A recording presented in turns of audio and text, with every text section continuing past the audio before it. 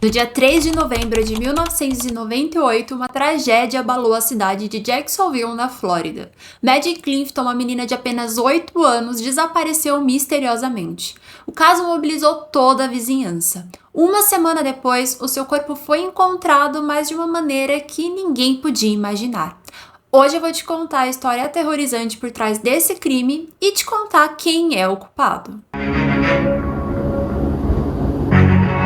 Olá pessoas, eu sou a Bru, estamos de volta com mais um vídeo aqui no canal e se você curte casos criminais, parou no canal certo. Então já se inscreva, ativa o sininho de notificação para não perder nenhum vídeo e não esquece de deixar o seu like para me ajudar. Ah, e se você não me acompanha nas outras redes, já corre para lá porque temos vídeos curtos todos os dias. Então sem mais delongas, bora pro caso de hoje. A Maddie nasceu em 17 de junho de 1990 em Jacksonville, uma cidade tranquila na Flórida. Ela era uma criança cheia de vida e promissora, com uma inteligência brilhante. Ela praticava aulas de piano e também de balé.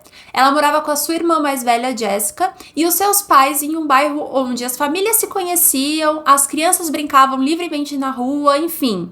Era tudo muito tranquilo. Nessa época não tinha internet, então não estamos lidando aqui com a era digital. As pessoas realmente confiavam na segurança das suas comunidades e o perigo do mundo parecia coisa bem distante. Dia 3 de novembro de 1998 era dia de eleição nos Estados Unidos e a Maddie estava com a sua irmã mais velha em casa. Quando eu digo mais velha, a diferença de idade é bem pouca, tá? A Maddie tinha 8 e a Jéssica tinha em torno de 10, 11 anos, então elas estavam ali bem perto da idade, né?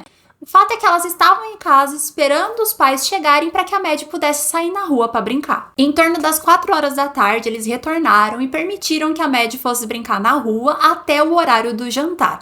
Como sempre tinha um responsável que saía ali para dar uma olhadinha nas crianças, então era muito tranquilo, eles confiavam bastante e as crianças aproveitavam muito. Eles estavam brincando de jogar bolinhas de golfe quando perceberam que já não tinha mais nenhuma bolinha disponível. Então a Maddie, que era bastante prestativa, disse que tinha na casa dela e que ela ia lá buscar. Como não era longe, como eles estavam bem perto, a Maddie foi sozinha e caminhou coisa assim de 20 metros pela rua. A Maddie chegou a entrar em casa, só que a irmã dela estava ali praticando as aulas de piano, pediu para que ela saísse para não atrapalhar, então rapidamente ela obedeceu e aquela foi a última vez em que a Maddie foi vista com vida. Quando deu mais ou menos 5 horas da tarde, a mãe da Maddie pediu para que a Jéssica chamasse a menina para jantar. Ela saiu de bicicleta pela rua que eles moravam e se deparou com os amigos da Maddie. Eles contaram para ela que já fazia um tempo que ela tinha voltado para casa. A Jéssica decidiu então dar mais uma volta pelo quarteirão, gritou o nome da irmã, passou em frente à casa de outras crianças que possivelmente a Maddie pudesse estar lá brincando, né? Mas não encontrou. Então ela voltou para casa, avisou os pais e imediatamente eles ligaram para a polícia. Nos primeiros 7 dias de buscas pela Maddie foram bem intensos e a comunidade se envolveu bastante. A polícia também contou com a ajuda de cães farejadores e houve mais de 1.000 voluntários nas buscas. Eles batiam de porta em porta, espalhavam cartazes, enfim, em busca de qualquer informação, olharam até na lixeira para ver se achavam alguma pista que pudessem achar o paradeiro da garota. Os depoimentos de todos os moradores do local foram colhidos, mas não foi apontada nenhuma direção. Foi oferecido também uma recompensa de $50 mil para quem trouxesse a Maddie para casa com segurança. O FBI também se envolveu nas buscas e alguns suspeitos foram descartados. Tinha um cara que era um predador sexual que morava ali na região. Na verdade, ele tinha sido acusado há 15 anos atrás de 2 casos de violência sexual, mas as acusações foram retiradas. Porém, ele já tinha essa fama, né? Então logo ele foi cogitado, a família tinha certeza que podia ser algo envolvendo ele. Também tinha um homem de meia idade que costumava observar as crianças brincando, mas enfim, ambos tinham álibis bem sólidos e foram descartados. Em frente à casa da Maddie tinha a família Phillips. O Steven e a Melissa tinham outros 3 filhos, mas só um morava com o casal. O Josh, na época, ele tinha 14 anos de idade e ele tinha uma educação bastante rigorosa. Dia 10 de novembro de 1998, a Melissa estava em casa sozinha, porque o Steven estava trabalhando e o Josh estava na escola, né? E ela resolveu limpar o quarto do garoto, que tava um cheiro terrível. Como ele tinha pássaros no quarto, tinha várias gaiolas, enfim, ela tinha certeza que o cheiro estava vindo de lá e que tinha que dar uma geral naquele quarto. A Melissa fez uma limpeza rigorosa, também trocou forro da gaiola dos pássaros, mas assim, o cheiro não passava. E ela percebeu que o colchão que o filho dela dormia, que era aquele colchão d'água, estava com vazamento, então ela achou que pudesse vir de lá, de repente algum mofo, alguma coisa do tipo, né? Quando a Melissa tirou o lençol, ela percebeu que já tinha algumas fitas adesivas coladas, então o Josh já tinha percebido o vazamento, né? Só que ela viu que tinha uma meia presa. Então ela falou assim, eu vou tirar essas fitas adesivas, puxa essa meia, de repente tem alguma coisa ali, né? E realmente tinha o corpo da Maddie. A Melissa ficou em choque por alguns minutos, ela se recuperou, ligou para o marido, mas as chamadas foram todas encaminhadas para a caixa de mensagem. Ela então percebeu que não tinha como esperar a família voltar, ela tinha que fazer alguma coisa, então foi até a casa dos Clintons e contou tudo para a polícia. Nesse momento, a família estava dando uma entrevista para a mídia, tentando fazer com que se a menina estivesse ouvindo para ela voltar para casa, então a polícia já estava ali, né? Então eles correram para a casa da Melissa e foram direto para o quarto do Josh. O corpo da Maddie foi encontrado parcialmente vestido, ela estava usando apenas camiseta e meias. Os sinais de violência indicavam que ela tinha sido brutalmente espancada com um taco de beisebol e depois esfaqueada. As buscas no cômodo revelaram um tênis sujo de sangue guardado dentro do armário e também respingos de sangue no teto. A faca utilizada no crime, ela estava atrás da televisão do Joshua. E em frente à cama dele tinha colado um cartaz com uma foto da Maddie, o mesmo utilizado nas buscas. Produtos de limpeza, aromatizantes, incensos foram encontrados também no quarto de Joshua, então provavelmente ele já tinha sentido aquele cheiro ruim e estava tentando mascarar para os pais. Depois de uma rápida busca na casa, os policiais se dirigiram até a escola do Joshua e efetuaram a prisão do garoto. Os colegas e os professores ficaram bastante surpresos porque ele não demonstrava ser um garoto violento e tinha bom relacionamento com todo mundo. O Joshua nasceu na Pensilvânia em 17 de março de 1984. O pai, Steve Phillips, trabalhava com computação e ele era alcoólatra e praticava violência doméstica contra sua esposa e o seu filho. O Josh era proibido de levar qualquer criança para brincar dentro de casa enquanto o pai estivesse lá, porque senão ele desenvolvia uma fúria do nada. Era completamente bizarro. Segundo Joshua, em 3 de novembro de 1998, ele estava sozinho em casa quando a Maddie, que morava do outro lado da rua, foi até a casa dele e o chamou para jogar beisebol. Ele topou, mas disse que tinha que ser rápido porque o pai ia logo chegar e ela ia ter que ir embora. Ele disse que enquanto eles estavam jogando beisebol, a bola acertou o olho da Maddie e aí começou a sangrar, ela começou a chorar, a gritar e ele entrou em completo desespero. Como o pai estava para chegar, ele resolveu então arrastar o corpo da Maddie para dentro de casa e nesse momento foi com que a roupa dela acabou saindo. Ele disse que atingiu ela com um taco de beisebol por 2 vezes na cabeça e a estrangulou para impedi-la de gritar porque ela estava fazendo muito barulho, antes de colocá-la dentro da cama pela primeira vez. Antes de anoitecer, o Joshua tirou o corpo da Maddie de dentro do colchão e cortou a garganta dela, esfaqueando também 7 vezes.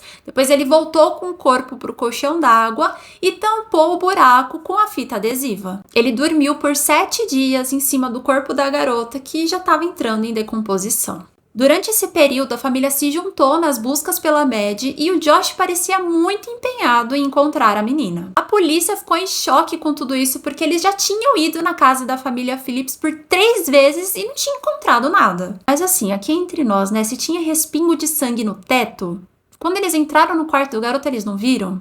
Mas enfim. Continuando. No dia 13 de janeiro de 1999, o laudo da autópsia da Maddie se tornou público e foi revelada a causa da morte dela.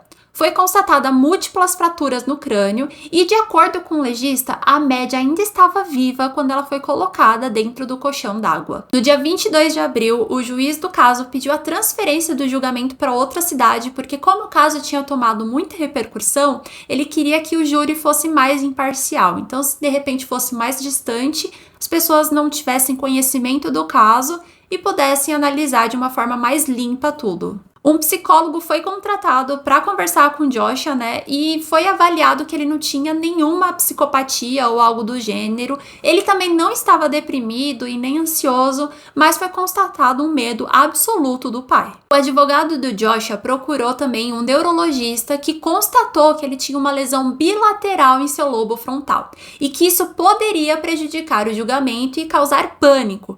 Mas o juiz não permitiu que essas provas fossem apresentadas. O julgamento do Joshua começou no dia 6 de julho de 1999 e a defesa não apresentou nenhuma testemunha para prestar depoimento. A defesa alegou que ele era uma criança assustada, que agiu por impulso, com muito medo, entrou em pânico e tudo não tinha passado de um grande acidente. No depoimento de Joshua foi apresentado algumas inconsistências também, porque, por exemplo, ele disse que arrastou a menina para dentro da casa, né? Só que no corpo da Maddie não tinha nenhum sinal de terra, algum material orgânico, nem grama, absolutamente nada. Uma das teorias sobre o caso baseia-se no fato de que o Joshua estava assistindo pornografia violenta e sentiu-se estimulado quando viu a Maddie caminhando na calçada.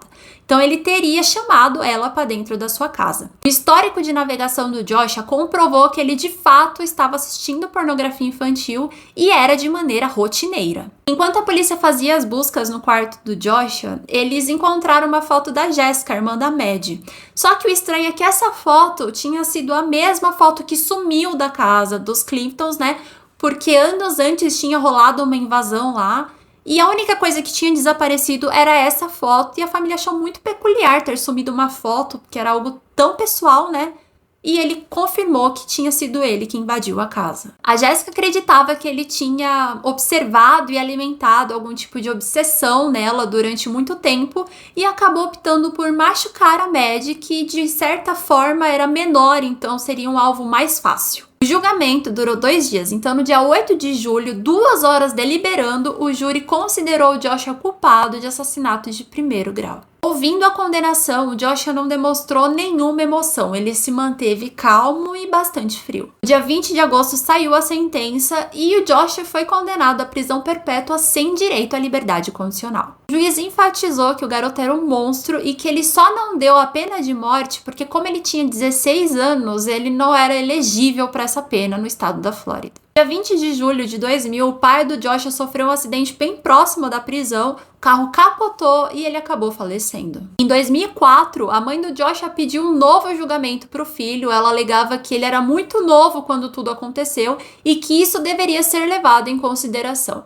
A ideia era de que o filho pudesse receber a liberdade condicional em 25 anos. O Joshua chegou a dizer que queria muito essa chance, mas que entendia que merecia morrer na cadeia. Ele, inclusive, disse que mandou algumas cartas para a família da Maddie se desculpando e que ele tinha muita vontade de pedir desculpa pessoalmente, mas o pedido foi negado. Em 2012, a corte decidiu que a sentença de prisão perpétua para menores de idade era inconstitucional. Por isso, o Joshua receberia talvez a chance da liberdade condicional e a audiência aconteceria no dia 3 de novembro de 2015. A irmã da Maddie chegou a depor, dizendo que entendia que era um direito do Joshua de receber essa liberdade condicional, mas que ela temia muito por isso, que ela esperava que ele passasse a vida inteira preso. Em 2019, ele passou por uma reavaliação onde foi confirmado o arrependimento dele em relação ao crime. O juiz reconheceu tudo, ele falou também que levava em consideração o fato de que o Joshua, todos esses anos preso, não tinha nenhum problema na prisão, mas ele manteve a decisão da prisão perpétua. Ele disse também que o crime foi bem monstruoso e o que a família passou era algo que ele não podia não levar em consideração, então ele não ia conceder a liberdade condicional para o Joshua. Josh completou seus estudos na prisão, ele também mais tarde teve aulas na faculdade por correspondência e hoje ele trabalha como assistente jurídico na prisão. Ele auxilia outros presidiários em suas apelações e também como tutor dos presidiários. Ele toca guitarra em uma banda e participa de serviços religiosos cristãos. Joshua segue preso, vai continuar preso, ele já deu algumas entrevistas, vocês conseguem encontrar aqui no YouTube mesmo, tá?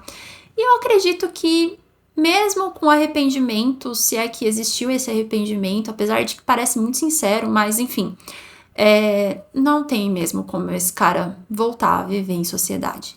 O caso de hoje foi bem pesado, né? Mas deixa aqui a sua opinião sobre o que você acha, se você acredita que realmente houve um arrependimento da parte dele.